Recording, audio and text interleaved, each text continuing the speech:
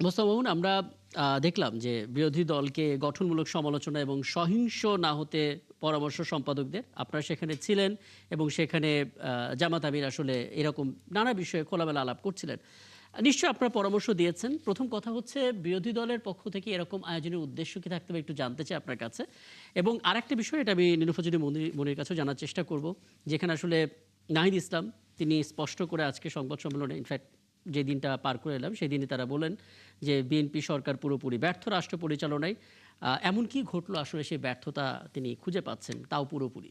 দুটো বিষয় একত্রে। হ্যাঁ, দেখেন, প্রথম হচ্ছে যে সম্পাদকদের সঙ্গে আজকে যে বৈঠক ছিল, আমাদেরকে আমন্ত্রণ জানিয়েছিলেন বিরোধী দলের নেতা, জি। বিরোধী দলের নেতার জায়গা থেকে। তো উনি তার জায়গা থেকে ব্যাখ্যা করেছেন। এবং তার দলের সঙ্গে যদি আমরা দেখি, ট্রেডিশনালি সংবাদ মাধ্যম নিয়ে তাদের অনেক রকম পর্যবেক্ষণ আছে আসলে। আমরা গত 15 বছর স্পেশালি যদি বলি, তাহলে মিডিয়া একদম তারা অলমোস্ট ব্ল্যাকআউটই ছিলেন। নানান কারণে খুব বেশি তাদের খবর খুবই কম ছাপা হতো, ছাপার খুব একটা সুযোগ ছিল না, তাদের বক্তব্যের সুযোগ ছিল না। এবং এইসব থেকে তাদের সংবাদ মাধ্যমের প্রতি কিন্তু তাদের এক ধরনের অবিশ্বাস এবং অনাস্থাও তৈরি হয়েছে। আমরা এটা নানানভাবে নানান প্রতিক্রিয়া তাদের লক্ষ্য করি, তাদের প্রতিক্রিয়া বা তাদের ছাত্র সংগঠনের প্রতিক্রিয়ায়, যে মিডিয়াকে তারা অনেক ক্ষেত্রেই মনে করেন যে দায়ী। তো সেই জায়গা থেকে সম্পর্কটা আসলে এক ধরনের ব্রিজিং। আজকে এই প্রশ্নটা উঠেছিল যে সম্পর্কটা তারাও চান যে, এবং তারা বলেছেন প্রশ্নটা, যে তারা মনে করেন না যে কোনো দূরত্ব আছে, কিন্তু থাকলেও সেটা আসলে তারা গুছিয়ে নিতে চান। তারপরে হচ্ছে উনি ওনার বক্তব্যে ওনার যে রাজনৈতিক অবস্থান, গণভোট বা জুলাই সনদ, সব কিছুরই উনি ওনার কথা বলেছেন। এবং সম্পাদকদের দিক থেকে কিছু কিছু ক্ষেত্রে তাদেরকে ধন্যবাদও দেওয়া হয়েছে। তারা যেমন বলেছেন বিরোধী দল হিসেবে তারা বক্তব্য শুনছেন, তার ফাইল ছুঁড়ে মারছেন না, বা আগে যেটা হতো, বা অন্য বিরোধী দল যেমন নির্বাচনের পর সব অনেক নির্বাচনের রেজাল্ট প্রত্যাখ্যান করেছে, তাদের দিক থেকেও কিছু কিছু তাদের জোট সঙ্গীরা অনেক রকম কথা বললেও, আমরা যদি ব্রড অ্যাসপেক্টে দেখি, তাহলে কিন্তু তারা নির্বাচনের রেজাল্ট মেনে তারা কিন্তু এক ধরনের গণতান্ত্রিক প্র্যাকটিসের মধ্যেই আছেন, সমালোচনা করছেন। তো কোনো কোনো ক্ষেত্রে তারা যে হুমকি দেন, ওই প্রশ্নগুলো এসেছিল যে 6 মাস হয়েছে সরকারকে। কিন্তু সম্পাদকদের কেউ কেউ এটা বলেছেন, যারা বক্তব্য রেখেছেন তারা বলেছেন, সিনিয়র সাংবাদিকরা, যে দেশে এখন স্থিতিশীলতা সবচেয়ে বেশি দরকার। নানান কারণে 5 আগস্টের পর, তারপর হচ্ছে বৈশ্বিক চ্যালেঞ্জ আছে, আমরা গ্যাস জ্বালানি সংকট ব্যাপকভাবে আছে, তারপর সেসব কারণে আমাদের কর্মহীনতা বেড়েছে। ফলে এইরকম সময়ে স্থিতিশীলতা বেশি প্রয়োজন, জিওপলিটিক্যাল কারণে এবং দেশের কারণেও। তো সেই জায়গা থেকে তাদের দায়িত্বশীল ভূমিকা, তারা গঠনমূলক সমালোচনা করবেন, সহিংসতা পরিহার করে, আচ্ছা, এই জায়গাটা আরো কিছু বলা বিষয় হয়েছে। আছে, একটু জানার চেষ্টা করবো। আমি যে আলাপটা আপনাকে তৃতীয় অংশ করতে চেয়েছেন, আমি নীলুফা চৌধুরী মনির কাছে যাই এবং আপনি আলাপে আছেন, আপনিও প্রশ্ন করতে পারেন। নীলুফা চৌধুরী মনি, আমরা একটা শিরোনাম পড়ছিলাম যেখানে আসলে এনসিপি প্রেস কনফারেন্সে নাহিদ ইসলাম বলছিলেন রাষ্ট্র পরিচালনায় বিএনপি সরকার পুরোপুরি ব্যর্থ এবং ফ্যাসিবাদী কাঠামোতে ফিরে দেশ ধ্বংসের অভিযোগও তিনি করেছেন। আমি জানি না এটা 11 দলীয় ঐক্যের মতামত কিনা নাকি শুধুমাত্র এনসিপির, যেটাই হোক না কেন প্রেস কনফারেন্সে এই কথাগুলো যখন এসেছে, নিশ্চয়ই বিএনপির দিক থেকে সেটার কোনো না কোনো ব্যাখ্যা তো আছে। কারণ এমন কি ঘটেছে যেটা আসলে পুরোপুরি ব্যর্থ বলছে তারা, তাদের জায়গা থেকে অনেক ইস্যু আছে, সেই ইস্যুগুলোও তারা তুলে ধরার চেষ্টা করেছে। ওভারঅল আপনাদের পর্যবেক্ষণ। জি। দেখেন, রাজনীতিতে ডাবল স্ট্যান্ডার্ড কথাটা বাংলাদেশের মতো উন্নয়নশীল দেশগুলোয় ভীষণভাবে চলে। নাহিদ ইসলাম দেখি আপনার নির্বাচনের 2 মাস পর, 2 মাস পরে হঠাৎ বললেন, একটা সরকার মাত্র ভূমিষ্ঠ হলো, উনি বলে ফেললেন যে সমস্ত বিশ্বের সবচেয়ে অজনপ্রিয় সরকার হচ্ছে এই সরকার। তো এই যে মানুষটা 2 মাস পরে বলতে পারে, সে মানুষটা 6 মাসের মধ্যে এটাও বলতে পারে যে সবচেয়ে ব্যর্থ সরকার। আমি নাহিদ ইসলামকে বলতে চাই যে তার রাজনীতির কতটুকু সে সময় রাজনীতি করেছে, যে এত অ্যানালাইসিসটা করে। অ্যানালাইসিস তো থাকতে হয় তার তার তো সেইখানে ওই যে অনেকটা কবির ভাষায় মনে পড়ে যে যারা অন্ধ তারা সবচেয়ে বেশি চোখে দেখে। আজ নাহিদ ইসলামকে আর চেয়ে বেশি আমি আর বলতে পারলাম না। কারণ উনি জানেন উনি হলে কি করতেন। বাংলাদেশের অর্থ তলানিতে ছিল বাংলাদেশের অবস্থা। 2026-এর যখন 17ই ফেব্রুয়ারি বিএনপি সরকার গঠিত হলো, তখনকার কথা বলছি, আন্তর্জাতিক বিশ্বে যুদ্ধ ছিল, যে যুদ্ধে আপনার তেল হুরমুজ প্রণালী বন্ধ ছিল। তারপরে আপনার 2 সরকার পরপর, ফ্যাসিস্টের শেষের দিকে এবং ইন্ট্রিমের সরকার, হামের কোনো টিকা আনে নাই, টিকা দেয় নাই বাচ্চাদেরকে, শিশুদেরকে। সেইটাকে মানে মুখোমুখি কাজ করতে হলো বিএনপিকে। সমস্ত সরকারগুলোর আগের 2 সরকারের উচ্ছিষ্টগুলোকে বিএনপির পরিষ্কার করতে হচ্ছে। 6 মাসের মধ্যে উচ্ছিষ্ট পরিষ্কার করবে, অর্থের যোগান দিবে, না আপনার তাদের কথা মতো তাদের সব ঠিকঠাক করবে? এই সব ঠিকঠাকটা কিভাবে করে? একটা সরকারকে 5 বছরের জন্য জনগণ ভোট দেয়। 5 বছরের সরকারের হিসেব শুরু হয় 2.5 বছরের পরে। যে সরকার কি করতে পেরেছে, কি করতে পারে নাই। নির্বাচনী ইশতেহারে যা কিছু বলেছিল বিএনপি সরকার সবগুলোই প্রায় শুরু করেছে। আপনার আইনের যে সংস্কার এটাও শুরু করে প্রায় অনেকাংশ হয়ে গেছে। যেগুলো বেশ কঠিন সেগুলো করবে। জি। তাহলে এই যে একমাত্র আপনার কবে বাংলাদেশের একদম মানে মানুষ তো ভুলেই গেছে যে আহ, দুধের সাগরে ভাসছে বাংলাদেশ। এরকম কবে ছিল যে নাহিদ ইসলাম এই ধরনের কথাগুলো যে বলে, তারা জানেন না যে বাংলাদেশের রেমিটেন্স কত টাকা আসছে, বাংলাদেশের ভল্টে কত টাকা আছে, বাংলাদেশের মানুষের খাদ্যদ্রব্যের কি অবস্থা, বাংলাদেশের মানুষের আইন শৃঙ্খলা কোন পর্যায়ে রেখে গেছে। এইসব জানার পরে যখন এই কথাগুলো বলে তখন মানে অবাক না হয়ে থাকা যায় না। তারা যে বিরোধী দলের সাথে থাকে, বিরোধী দল তো সংসদে একরকম কথা বলে, বলে যে আমরা সর্বোচ্চ সহযোগিতা করব। দেখবেন সংসদে কোনো কথা তারা খুঁজে পায় না কিংবা বলে না। কারণ কথা বলার মতো যে জিনিসটা, 2টা অধিবেশন গেল, 2টা অধিবেশন কিন্তু অনেক দিনই হয়েছে। জি। এখানে কিন্তু তারা কোনো কিছুই খুঁজে পায় নাই, নাহিদ ইসলামরাও পায় নাই। কিন্তু বাইরে যখন কথা বলে তখন মনে করে যে এই সরকার তারা ফেলে দিবে, এই করবে, ওই করবে, ফ্যাসিস্ট বানিয়ে ফেলেছে। নাহিদ ইসলামদের মতো নেতাদের কথাগুলোকে আপনি বিশ্লেষণ করেন, দেখেন ফ্যাসিস্টের সাথে 95% আপনি মিল খুঁজে পাবেন। আস- ফ্যাসিস্ট কিন্তু আসলে এইভাবে এনসিপির কথা পক্ষ বলতো। থেকে প্রেস কনফারেন্সে যে কটা অভিযোগ করা হয়েছিল তার ভিতরে যদি আমরা একটা অভিযোগটাকে রাখি যেটা প্রধান এবং প্রথম, সেটা হচ্ছে গণভোটের রায় বাস্তবায়ন হয়নি এবং এই প্রশ্নটা রয়ে গেছে। যে কারণে আজকে আমরা দেখতে পেলাম জামাত ইসলামের সেক্রেটারি জেনারেল মিয়া গোলাম পরোয়ার বললেন কোনো ছাড় দেওয়া হবে না। দেশে যেহেতু 70% মানুষ হ্যাঁ ভোট দিয়েছে, তার মানে 11 দলীয় ঐক্য কোনো নমনীয়তা দেখাবে না এবং তারা লং মার্চের একটা শিডিউল এটাও দিয়ে দিয়েছে। সেই আমি আপনাকে একটু বলি, জি আপনি সালাউদ্দিন সাহেব স্বরাষ্ট্রমন্ত্রী মহোদয় কিন্তু যেদিন রাষ্ট্রপতির ভোট হয়েছে সেদিনই বলে দিয়েছে যে তারা নিজেরাই নিজেদের গণভোটকে এখন ভায়োলেট করে ফেলেছে। তারা ভোট দিয়েছে, তারা বলেছিল তারা এটা দিবে না, ওইটা দিবে না, এটা করবে না। তারা কিন্তু রাষ্ট্রপতি নির্বাচনে প্রার্থী দিয়েছে, তারা ভোটাভুটি করেছে, যে একদম সঠিকভাবে ভোটের মূল্যায়ন করেছে। সেইখানে তারপরে তাদের বলার আর কোনো কথা নাই, নাম্বার 1। নাম্বার 2, যারা বলেন আপনার এনসিপির ব্রোন চাইল্ড আমরা মনে করি যে গণভোট, সেই ব্রোন চাইল্ডের এনসিপি কবে সিগনেচার দিয়েছে বলেন? নির্বাচনের পরে সিগনেচার দিয়েছে। জি আপনি বলেন সবকিছু শেষ হয়ে গেল, আপনি একটা প্রোগ্রাম থ্রো করলেন, প্রোগ্রাম আপনি নিজেই গেলেন না, কিন্তু প্রোগ্রাম যাই হোক ভাঙাচোরা হয়ে গেল, সব শেষ। তারপরে কিভাবে আপনি আবার ওই প্রোগ্রামে অ্যাটেন্ড করেন আপনি বলেন? নির্বাচনের একদিন আগে, এক মুহূর্ত আগেও যদি সিগনেচার করতো তাও আমি মনে করে নিতাম। তাহলে তারা তো এমনিতেই তাদের অনেক কিছু হারিয়ে ফেলেছে। আপনার তাদের মানে যৌক্তিক যে ফর্মুলাটা, সেই যৌক্তিক ফর্মুলায় তারা কিন্তু অনেক কিছু হারিয়েছে। তো সেই জায়গায় তারা যে কথাগুলো বলে, তারা কি বলার জন্য বলে, না পায়ে পা দিয়ে যুদ্ধ করার জন্য বলে, জি না বাংলাদেশের অস্থিতিশীল অবস্থাটা বিরাজমান থাক সেই জন্য বলে? আমি জানি না, আমার বোধগম্য নয়। আমি বহু বছর রাজনীতির মাঠে কর্মী হিসেবে আছি, আমি এরকম অসংলগ্ন কথা আমি শুনি নাই। আপনি অসং দেখেন নিজেই বলছে, জি নিজেরাই সিগনেচার করছে ভোটের পরে, আবার নিজেরাই আবার শপথ নিচ্ছে একসঙ্গে 2 বার, জি আবার নিজেরাই আপনার ডেপুটি স্পিকার দিল না। যে পর্যন্ত গণরায় কার্যকর না হবে ডেপুটি স্পিকার দিল না। আপনি খেয়াল করেন, সেই মানুষগুলো যখন আবার রাষ্ট্রপতিতে প্রার্থী দিল, তাহলে কি আদা খাই না আদার ঝুল খাই, তাই তো? তা এই আদার ঝুল খাওয়া মানুষগুলোকে নিয়ে আমরা কি কথা বলবো? ওনারা বিরোধী দল, আমরা চাই ওনারা চুলচেরা হিসাব করুক, জি একদম প্র্যাকটিক্যালি কথায় আসুক, সত্যিকারের বিরোধী দল ছায়া সরকারের মতো কাজ করুক।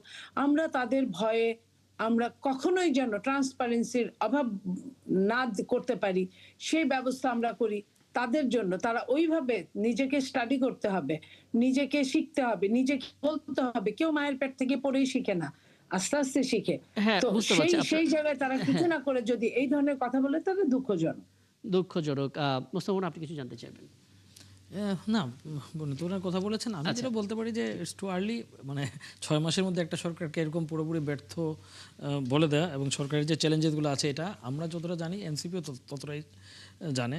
ফলে এটা হচ্ছে কিন্তু সরকারের অনেকগুলো জায়গায় আসলে প্রত্যাশা মতো হয় নাই, আইন শৃঙ্খলা পরিস্থিতির প্রত্যাশা মতো হয় নাই, অনিরাপত্তা রয়ে গেছে, সেই জায়গায় মানুষের প্রশ্ন আছে। তারপরে হচ্ছে এখন গ্যাস যে সংকট, এটা আমরা জানি যে এটা আসলে পুরোপুরি সরকারের দায় নয়, কিন্তু যখন সরকারে আপনি থাকবেন তখন যে কোনো সংকট সেটা যদি আপনি ইনহেরিটও করেন সেটা আপনার ম্যানেজ করতে হবে, না হলে মানে মানুষ তাৎক্ষণিকভাবে বিশ্বাস করে। বা বাংলাদেশে সবসময় আপনি দেখবেন যে বিরোধী দলগুলো কিন্তু সবসময় সব নির্বাচনে ভালো করেছে, অতীতের বিরোধী দলগুলো। এর একটা কারণ হচ্ছে যে মানুষ ওই সরকার ওই সময় কী করতে পারলো সেটার প্রায় দেয়। তো আমার কাছে মনে হয় সরকার চেষ্টা করছে, কিন্তু অনেকগুলো জায়গায় ডিজায়ার্ড হয় নাই। কিন্তু তার মানে এখনই আউটরাইট রিজেক্ট করে দেওয়ার সময় আসলে কখনোই আসে না, কোনো সরকারকেই মানে 6 মাসের মধ্যে করা যায় না। এটার মধ্যে আমার মনে হয় নাহিদ ইসলাম, উনি সমালোচনা করতে পারতেন, উনি একটু এক্সট্রিম লেভেলে হয়তো চলে গেছেন। আমি আসলে এটাই একটু ব্যারিস্টার সাজ্জাদ আলী চৌধুরী আপনার নজরে আনতে চাই। প্রথম কথা হচ্ছে 6 মাসে কোনো সরকারই বলতে পারবে না তারা শতভাগ সফল। সব সরকারেরই কিছু না কিছু ব্যর্থতা থাকবে। বিরোধী দলের ভূমিকা হচ্ছে সেই ব্যর্থতা চোখে আঙুল দিয়ে তুলে ধরা এবং সমাধানের প্রক্রিয়া কি হতে পারে সেই সাজেশনও দেয়া। অন্তত সাধারণ মানুষের যেই কথাটা তারা বলতে পারছে না, বিরোধী দল সেই কথাটা বলবে, এটা একটা বিরোধী দলের ভূমিকা গণতান্ত্রিক দেশে আমরা জানি। কিন্তু যখন 6 মাসের পরিসংখ্যানে এসে এনসিপির মতো একটা দল তারা স্পষ্ট করে বলবে সরকার পুরোপুরি ব্যর্থ এবং ফ্যাসিবাদী কাঠামোতে দেশ পরিচালনা করার একটা দেশ ধ্বংসের একটা অভিযোগ তিনি করেছেন, এবং সেই এনসিপি আবার 11 দলীয় ঐক্যের মধ্যে আছে, কাজে 11 দলীয় ঐক্য সেটা মনে করে কিনা। বিরোধী দলের ভূমিকা আসলে যদি এভাবে বক্তব্য দিয়ে আসে তাহলে তো সাধারণ মানুষই বিভ্রান্ত হবে। আপনার মতামত জানতে চাই। জি ধন্যবাদ। সত্যি অর্থে মানে এত জটিল পর্যায়ে না গিয়ে আমরা যদি বর্তমান প্রধানমন্ত্রী জনাব তারেক রহমান এবং তার দল দুটোকে যদি পাশাপাশি রাখি, জি দেখেন জনাব তারেক রহমানের ব্যক্তিত্ব এবং সামাজিক প্রেক্ষাপটে ওনার চলাফেরা, কথাবার্তা, যে জনপ্রিয়তা অর্জন করেছে বা করছে এবং যে পর্যায়ে আছে, বর্তমানে তার দল, তার সরকার কিন্তু সেই পর্যায়ে নাই। সেটা কিন্তু 6 মাসের পর থেকে কিন্তু কমছে। কেন কমছে? কারণ হচ্ছে জনাব তারেক রহমান তার ব্যক্তিত্ব, তার কথাবার্তা, তার শালীনতাবোধ, তার আরো কিছু ব্যবহার দিয়ে মানুষকে মুগ্ধ করতে পারছেন। কিন্তু ঠিক তার সরকার ঠিক তার উল্টো পিঠে হাঁটছে। কিভাবে হাঁটছে? যেমন তারা জবাবদিহিতা নিশ্চিত করতে পারছে না, আইন শৃঙ্খলার পরিস্থিতি নিয়ন্ত্রণ করতে পারছে না, অর্থনীতির চাকাটা ঠিক মতো ঘোরাতে পারছে না। শুধু তাই না, বিচার বিভাগের বিভিন্ন ইস্যুগুলো সামনে আসতেছে। তার সবকিছুতে মানে একটা কারাপশনের যে ইস্যুটা আমরা যেটা দেখেছি বন্ধ করার জন্য জুলাই হলো, সেই কারাপশনগুলো কিন্তু আগের মতোই ঠিক আবার নতুন দাপুটে ভাব নিয়ে চলা শুরু করেছে। কেন এটা হচ্ছে? কারণ এই জিনিসগুলোই 6 মাসের যদি আমরা এই সরকারের যদি একটা স্কেল ধরি, তাহলে কিন্তু দেখতে পাবো যে সরকার কিন্তু আসলে সামনের দিকে এগোচ্ছে নাকি পেছনের দিকে এগোচ্ছে। ধরেন আমরা ধরে নিলাম শেখ হাসিনা সরকার লাস্ট সরকার, বা ইউনূস সরকার যদি লাস্ট সরকার ধরি, জি তাহলে শেখ হাসিনা সরকারের সবকিছু তো আমরা খারাপ যদি বলতে পারবো না, কিছু ভালো আছে। এখন আমাদের এই সরকার যদি ওই স্ট্যান্ডার্ড থেকে পেছনের দিকে যায়, তাহলে আমাদেরকে অবশ্যই তো কথা বলতে হবে। ডক্টর ইউনূস এসে হাসিনা সরকারের পরে থেকে আরেকটি স্ট্যান্ডার্ড সেট করে গেছে। এখন যদি বিএনপি সরকারের স্ট্যান্ডার্ডটা আমরা মাপবো কিভাবে? মাপার স্কেলটা হচ্ছে ডক্টর ইউনূসের সরকার থেকে বেটার কিছু পারফর্ম করা। তারা কি সেটা করতে পারছে? সেটা তারা বলুক কি করছে। মানে আর আপনার আপনার যতক্ষণ আপনার তারা নতুন অ্যানালাইসিস কি বলে, মানে follow- ইন্টার গভর্নমেন্টের চাইতেও সরকারের 6 মাসের পারফরমেন্স খারাপ? আপনি দেখেন না আইন শৃঙ্খলা পরিস্থিতি কি অবস্থা। আচ্ছা আপনি দেখেন মানে আপনাদের যে ইভেন তো গ্যাস তেল এগুলো নিয়ে যে ম্যানেজমেন্ট, আমি বলবো না প্রবলেম আছে প্রবলেম নাই, এগুলো এটা অবশ্যই আছে। ওনারা কিছু ওন করেছে, কিছু তাদের পূর্ববর্তী থেকে পেয়েছে, কিন্তু তারা পূর্ববর্তী থেকে পেয়েছে সেটা সরকারে আসার পর তারা কেন কোনো কমিশন করেনি? তারা কেন এটা জনগণের কাছে ডিসক্লোজ করে দেয়নি? আজকে আমরা এইভাবে সরকারটা পেয়েছি। আচ্ছা, আপনার আপনার বক্তব্যের এই অংশে একটা ছোট্ট ব্যাখ্যা জেনে এসে তারপর আবার আপনার কাছে আসি। একটু নীলুফা চৌধুরী মনি, আপনি কি একটু বলবেন, মানে ইন্টার গভর্নমেন্টের সাথে তুলনা করলে দেখা যাচ্ছে বিএনপি সরকার 6 মাসে পেছনেই হাঁটছে, এটা আসলে ব্যারিস্টার সাজ্জাদ আলী চৌধুরী তার অবজারভেশন থেকে বললেন। দেখেন, সাজ্জাদ সাহেব সুন্দর করে কথা বলে, কিন্তু তার মানে এই না যে সে তার দলের বাইরে কথা বলবে। তার দল তার দল তো সরকারি সম্পূর্ণ সুযোগ সুবিধা ভোগ করেছে ইন্টারিম সরকারের সময়। আপনি জানেন ইন্টারিম সরকার কতটুকু ব্যর্থ বাংলাদেশের মানুষকে বলে দিতে হয় না। এবং আওয়ামী সরকার, ফ্যাসিস্ট সরকার 15.5 বছরে যেভাবে চুরি-চামারি করেছে, শেখ হাসিনা যখন বলেছিল যে আমার পিয়নই তো 400 কোটি টাকার মালিক, আপনি খেয়াল করেন জনগণের কিন্তু রোষ সেই দিন থেকে চরমভাবে উঠে গিয়েছিল।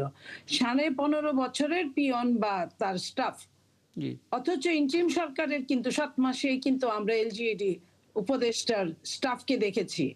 সো এই জায়গাতে যদি তারপরে বলে যে ইন্টারিমের চেয়ে বিএনপি খারাপ শাসন করছে, তার মানে কি? আপনি দেখেন একটা জিনিস কোন দিকে নিয়ে যাচ্ছে। আমি এই কথাগুলো বলতে চাচ্ছিলাম না। আমি জনাব তারেক রহমান, মাননীয় প্রধানমন্ত্রী আমাদের নেতা, উনাকে ভালো বলা হচ্ছে, কিন্তু উনার সমস্ত কার্যক্রমকে খারাপ বলা হচ্ছে। আপনি খেয়াল করেন। জি তার মানে কি? তার মানে ওই জায়গায় ঠিক এইভাবে কিন্তু শেখ হাসিনা কেউ বলতো সব কাজ করে প্রধানমন্ত্রী, আর সব বসে থাকে, শুয়ে থাকে, ঘুমায় থাকে। তার মানে একটা জায়গায়, মানে অশুভ জায়গায় নিয়ে যাওয়ার জন্য যে ধরনের কাজ করা দরকার, আমি বুঝি না যে বিএনপির নেতাকর্মীরা বুঝে কি বুঝে না আমি জানি না। এটা কিন্তু একটা মানে বড় একটা শুভঙ্করের ফাঁকির মধ্যে মাননীয় প্রধানমন্ত্রীকে ফেলে দিচ্ছেন তারা, যে উনি সব ঠিক আছে, উনার ম্যানার্স এখানে ঠিক এখানে আছে, কিন্তু উনার কার্যক্রম ঠিক আছে। চারটা আচ্ছা, খাতের কথাও উনার বলেছেন। যদি সবই ঠিক থাকে, জি প্লিজ প্লিজ এখানে লেট মি চারটা পয়েন্টের ফিনিশ। কথা বলেছেন। উনার প্রথমত যদি সব ঠিক থাকে, জি চারটা পয়েন্টের হ্যাঁ, ভিতর প্রথমটা জবাবদিহিতার কথা বলেছেন, অর্থনীতির এবং সাথে কিছু দুর্নীতিও বেড়েছে, এবং বিচার বিভাগের কথা বলেছেন। এই তিনটি পয়েন্ট সামনে এনে সাজেদ আলী চৌধুরী বললেন যে এই তিনটা দিকে আসলে বিএনপি 6 মাসে পিছিয়েছে। আমি আপনাকে 6 মাসে কোনো হিসাবের জায়গা হলো না। জি আপনার যে দেশে প্রায় অর্ধ কোটি মামলা পেন্ডিং থাকে, সেই দেশে আপনার 6 মাসের হিসাব আপনি কিভাবে করেন? তারপরে আপনি আপনি বলতেছেন, আপনি কথা বলার আগে প্রধানমন্ত্রী সুনাম করছেন, আর কাজের সময় আপনি প্রধানমন্ত্রী, মানে কি? আপনার এই সরকার ফল করলে প্রধানমন্ত্রী নিজেই ফল। তাহলে আপনি প্রধানমন্ত্রী সুনামটা কেন করছেন? এইখানেই হচ্ছে একটা ডিজাইন। এই ডিজাইনটাই আরেক দিকে নিয়ে যাওয়ার জন্য একটা রাস্তা বের করছে তারা। বাইপাস করে একটা রাস্তা বের আমি করা একটু হচ্ছে। ব্যাখ্যাটা শুনে আসি কেন এরকম করে। ব্যাখ্যাটা শুনে আসি যদি বলি। ব্যারিস্টার সাজেদ আলী চৌধুরী, আমি দুদিন আগেও খুব সম্ভবত মিয়া গোলাম পরোয়ারের এই স্টেটমেন্টটা দেখছিলাম। তিনি বলছিলেন যে প্রধানমন্ত্রী তারেক রহমানের পোশাক আশাক, কথা বলা, লাইফস্টাইল, এগুলোর অনেকটাই তার নেতাকর্মীদের মধ্যে নেই। অর্থাৎ সব জায়গায় ঠিক এই স্ট্র্যাটেজিটাই ছিল যে প্রধানমন্ত্রী খুবই ভালো কিন্তু দলটা খুব খারাপ, বা অন্যান্য নেতাকর্মীরা আসলে ভালো করতে পারছে না। এটা কি কোনো ডিজাইন যেটা বলা হচ্ছে, কোনো রাজনৈতিক কৌশল বক্তব্যের? এটা আসলে রাজনৈতিক কৌশল না, আমি ব্যক্তিগতভাবে মনে করি। আমি জানি না যে আমাদের উনি কি বলেছেন, সেটা আমার নলেজও নেই, জি কিন্তু এটা তো বাস্তবতা। আমরা প্রধানমন্ত্রীর কাছ থেকে যেরকম বিহেভিয়ার পাচ্ছি, যেরকম তার তার আচরণ থেকে এবং এবং তার জেস্টার থেকে যেটা পাচ্ছি, তার দলের অন্যান্য নেতা বলেন, কর্মী বলেন, মন্ত্রী বলেন, তাদের কাছ থেকে আমরা সেটা পাচ্ছি। জি ধরেন এখন ধরেন আপনি জুলাই নিয়ে একটু আগে কথা বলছিলেন, যেমন ধরেন আমরা যদি 52 ভাষা আন্দোলনকে যদি আমাদের ভাষার স্বাধীনতার একটা মানদণ্ড ধরি, আমরা যদি 71কে আমাদের স্বাধিকার আন্দোলন অথবা বা আমাদের স্বাধীনতার যে যে একটা যদি মানদণ্ড ধরি, তাহলে জুলাইকে মানদণ্ড ধরতে হবে স্বাধীনতার 50 বছর পরে জবাবদিহিতার মানদণ্ড, আমাদের সক্ষমতার ভারসাম্য রক্ষা করার জন্য মানদণ্ড, আমাদের বিচার বিভাগের স্বাধীনতার মানদণ্ড, আমাদের করাপশন ফ্রি পৃথিবী বা বাংলাদেশ তৈরি করার জন্য একটা মানদণ্ড, আইন শৃঙ্খলা বাহিনীকে জবাবদিহিতার আন্ডারে আনার জন্য একটা মানদণ্ড, এবং শুধু তাই না, বাংলাদেশের অর্থনীতিকে সামগ্রিকভাবে সামনের দিকে নিয়ে যাওয়ার জন্য একটা মানদণ্ড। কিন্তু আমরা জুলাই পাওয়ার পরে এখন যেটা দেখা যাচ্ছে, জুলাইকে বাস্তবায়ন না করে সেটাকে বারবার পিছিয়ে দেওয়া হচ্ছে। বিরোধী এটা দল এটা তার কেন থেকে- কেন আমি মনে একটু- হবে? কারণ আমি একটু বিএনপির শেষ করি, আমি মানে একটু শেষ শীর্ষ করি। নেতা থেকে শুরু যেমন করে সবাই আমি একটু বলেছে শেষ করি, অক্ষরে please। অক্ষরে বাস্তবায়ন করা হ্যাঁ, হবে। জি এটাই প্রবলেমটা হচ্ছে। বিরোধী দল বলছে জুলাইয়ের তারা বাস্তবায়ন করেই ছাড়বে না। এখন বিরোধী দলের হাতে আসলে কিছু নেই। আবার সরকারি দল বলছে কি আমরা বাস্তবায়ন করব, অক্ষরে অক্ষরে সবকিছু বাস্তবায়ন করব, জি কিন্তু সেটা হচ্ছে কখন? কিন্তু দেখেন, বর্তমান প্রধানমন্ত্রী কিন্তু বারবার এই কথাটাই বলছেন বাস্তবায়ন করবেন, জি এবং তিনি কিন্তু, আমি মনে করি তিনি ব্যক্তিগতভাবে এটা চেষ্টা করছেন। কিন্তু কিন্তু তার দলের বা সরকারে এবং ইভেন তো শেষ যিনি কর্মী আছেন সে পর্যন্ত তার মেসেজটা তারা বহন করতে পারছেন কিনা, তিনি তাদেরকে এই মেসেজটা দিতে পারছেন কিনা ঠিক মতো। এখন মনিয়াপা হয়তো আমাকে ভুল বুঝতেছেন, আমি একটা ডিজাইনের কথা বলতে আসলে প্রধানমন্ত্রী না, প্রধানমন্ত্রী মানুষের বিরোধী দলকে মেসেজ আপা দিতে আমি একটু শেষ পারছেন, করি। কিন্তু এটা আপা সরকারি একটু শেষ দলকে করি। মেসেজ দিতে হ্যাঁ, পারছেন না, ঠিক না? সমস্যাটা হচ্ছে এইটাই হচ্ছে মানুষ ভাবছে, আমি মানুষের চিন্তাটুকু এখানে বলছি। বুঝতে পারছি। কারণ আমি আপনার কাছে আসবো, যেহেতু নীলুফা চৌধুরী মনি দেশের বাইরে আছেন, অনেক সেমিনারে অ্যাটেন্ড করছেন, ওনার কাছ থেকে শেষ মন্তব্যটা নিয়ে তারপর আপনার সঙ্গে কথা বলা যাবে। নীলুফা চৌধুরী মনি, এটা একটু বলবেন, মানে আদৌ কি প্রধানমন্ত্রীর বার্তা তৃণমূল পর্যন্ত পৌঁছাচ্ছে না, যেটা আসলে ব্যারিস্টার সাজ্জাদ বললেন? দেখেন, প্রধানমন্ত্রীর বার্তাও তৃণমূল পর্যন্ত পৌঁছাচ্ছে, কাজও স্মুথলি হচ্ছে। যেটুকু হচ্ছে 15 বছর 17 বছর প্রায় 20 বছর, 15.5 বছর ফ্যাসিস্টের, তার আগে 2 বছর নির্বাচিত সরকারের, তারপরে 1.5 বছর ইন্টারিম সরকারের, প্রায় 20 বছরের কাছাকাছি সময়ের যে জঞ্জাল, সেই জঞ্জাল আপনি প্রধানমন্ত্রীর কাছে আলাদিনের চেরাগ নাই যে একদম ঘষা দিলেই সবকিছু ওকে হয়ে যাবে। ওকে করার জন্য তাকে সময় দিতে হবে। যে দেশের প্রধানমন্ত্রী আপনার সিটি কর্পোরেশনের ময়লা ঠিক আছে কিনা, পরিষ্কার হয়েছে কিনা দেখার জন্য তাকে যেতে হয়, আপনি বুঝেন যে সে কাজ করছে, কাজ করছে, পাশাপাশি তার লোকজনও কাজ করছে। আপনি প্রধানমন্ত্রী যে ধরেন, খুব ভালো মানুষ, আমি তার কর্মী, বলেন তো সাজ্জাদ ভাইয়ের সাথে আমি কবে দুর্ব্যবহার করেছি বা কার সাথে? তো আমি, আমার মতো কর্মী অগণিত কর্মী আছে বিএনপিতে। এখন হাতের 5 আঙ্গুল সমান হয় না, একটা তাদের মধ্যে এরকম আছে অনেকেরই। তো সারা বাংলাদেশে জামাত যা করে বেড়াচ্ছে, একজন মাসুদ যখন বলে আমি 2 ঘন্টায় মেজর ট্রান্সফার করেছি, 1 ঘন্টায় আমি ওসি ট্রান্সফার করেছি, কত ক্ষমতা!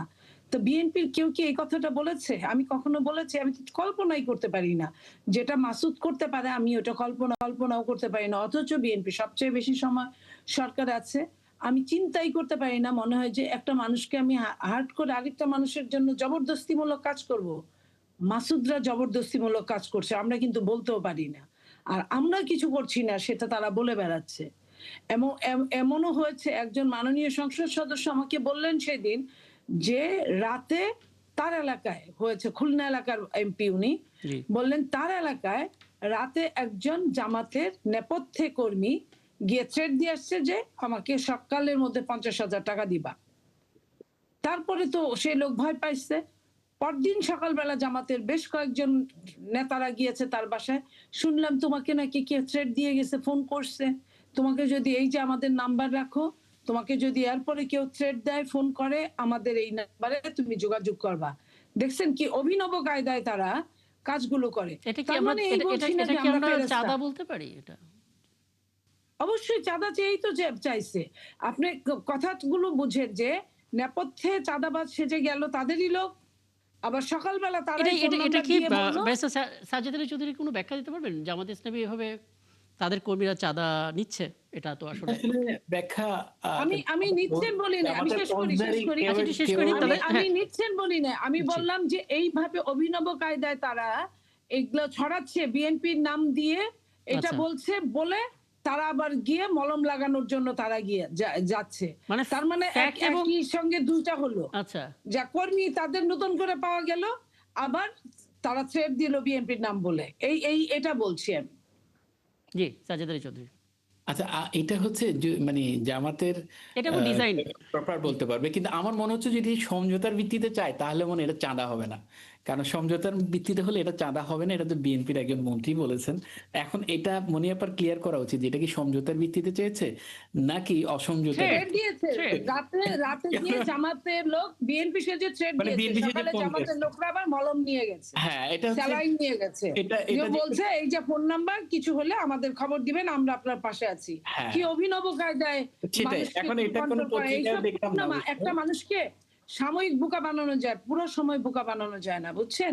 এই পুরো সময় বানানো যায় নাই বলে বিএনপির ঘরে দুর্গের মধ্যে আপনারা নারীদেরকে পাঠায় আঘাত করায় বেহেশতের টিকিট বিক্রি করতে চাইছেন। বেহেশতের টিকিটে নারীরা কিন্তু 11th আওয়ারে ঠিকই বুঝছে যে এটা কোন টিকিট, এটা কেমন টিকিট। জি, সাজ্জাদ আলী চৌধুরী।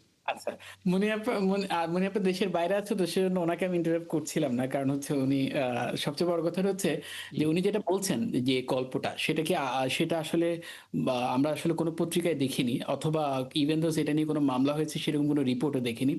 তবে এই আমি জিনিসটা তো বলিনি মামলা কাল্পনিক মনে হয়েছে। হচ্ছে।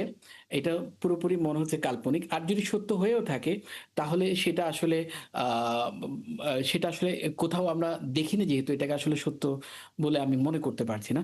তবে সবচেয়ে বড় যে কথা যেটা হচ্ছে ওনাদেরই তো দলে এখন চাঁদাবাজ কারা করে? চাঁদাবাজি কারা করে? যারা ক্ষমতায় থাকে তারা। কারণ যারা বিরোধী দলে থাকে তারা আসলে চাঁদা নেয়ার থেকে তারা আসলে দৌড়ের উপর থাকে সারাক্ষণ। না না, আপনি এবং এটা বুঝতে অতীতে পারছেন আমরা দেখেছি সাজ্জাদ ভাই, বিরোধী পুরা দলরা ঢুকে কিন্তু জীবন আপনি বাঁচাতে অন্যভাবে ইয়াতে ঘোরাচ্ছেন। থাকে। আপনারা চিটিং করে না, আসলে রাতে যাচ্ছেন বিএনপি থেকে চাঁদার কথা বলতে, চিটিং করছেন, সকালে আবার গিয়ে ওইখানে মালম লাগাচ্ছেন যে কেউ হ্যাঁ, যদি হয় এই আমার নাম্বার, আমাদের সঙ্গে যোগাযোগ করবেন। তা বুঝছেন আপনারা কতটা চিটিং করে এই কাজগুলা করা হচ্ছে? and মানে বিষয়টা অনেকটা এরকম যে ফ্যাক্ট তৈরি করা, তারপর সেটা একটা সলিউশন দিয়ে দেয়া। হ্যাঁ, সেটা আসলে মোনাফা কি কাল্পনিক বলছে নাকি বুঝে শুনে বলছে নাকি আন্দাজে বলছে? আমি তো এই এমপির জিনিসটা আসলে বরাত সবচেয়ে দিয়ে বললাম। এখন এরকমও হতে পারে হয়তো বিএনপির লোকই ফোন দিয়েছে, তারপরে উনি আবার জামাতের লোক শুনে গিয়ে তাকে উদ্ধার করার জন্য ত্রাতা হিসেবে গেছে। এটাও তো হতে পারে। এখন মুনিয়াপার কথা আসলে সত্য বলে ধরে নেওয়াটা একটু জটিল, কারণ হচ্ছে এটা পলিটিক্যাল দৃষ্টিভঙ্গি নিয়ে বলেছে। আর এটা নিয়ে কোনো মামলা যেহেতু হয়নি, কোনো পত্রিকায় যেহেতু বুঝতে আসেনি, পারছি, আপনি শুধু এই বিবৃতি কথাটা একটু আসেনি। অ্যান্সারটা ব্যারিস্টার সাজিদ চৌধুরী সবশেষ একটু দিয়ে নেবেন। নাহিদ ইসলাম এনসিপির পক্ষ থেকে যে কথাটা বলেছেন, আপনি ব্যক্তিগতভাবে মনে করেন কিনা যে সরকার পুরোপুরি ব্যর্থ? জি দেখেন, সরকারকে এখন ব্যর্থ বলার সুযোগ নেই, কারণ মাত্র গেল 6 মাস।